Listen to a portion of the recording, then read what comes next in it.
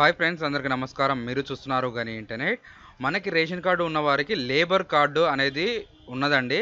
ఇది పాత స్కీమే. ఇది ఏ విధంగా ఉంటుంది, ఏ విధంగా అప్లై చేసుకోవాలి, దీనికి ఏమేమి అర్హులు ఉన్నారు, నెక్స్ట్ 2 తెలుగు రాష్ట్రం వాళ్ళు ఎవరైనా అప్లికేషన్ చేసుకోవచ్చండి.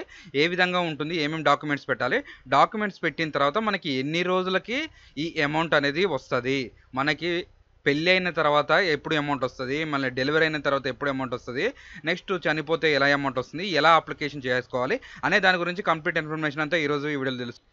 ఎవరైనా మన ఛానల్ ఫస్ట్ టైం చూస్తున్నట్లయితే సబ్స్క్రైబ్ చేసుకోండి, పక్కన ఉన్న బెల్ ఐకాన్ క్లిక్ చేయండి.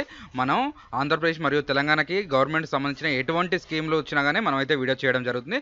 మీకు ఏదో ఒక వీడియో ఉపయోగపడుతుంది. అలాగే ఈ వీడియో కంటే ఒక లైక్ చేయండి. లైక్ చేయడం ద్వారా తెలియని వారికి తెలియపరిచినట్టు అవుతుంది కాబట్టి లైక్ అనేది మనం ఈ లేబర్ కార్డు గురించి ఫస్ట్ నిబంధనలు అనేది తెలుసుకోవాలండి. మీరు మనకి దీనికంటూ గవర్నమెంట్ జాబ్ చేసే వాళ్ళకైతే అర్హులు ఉండరండి.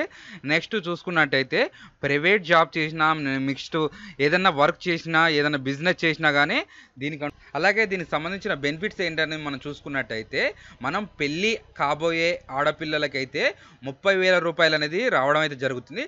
దీనికి అప్లై చేసుకునే ముందర అర్హుల ఏజ్ వచ్చేసి 18 నుంచి 56 సంవత్సరాల వరకు అయితే ఉండాలండి. నెక్స్ట్ పెళ్ళి అయిన తర్వాత 30,000 అనేది రావడం జరుగుతుంది. అలాగే డెలివరీకి కూడా మనం 30,000 సాయం అనేది చేస్తామనేసి కూడా చెప్తున్నారు.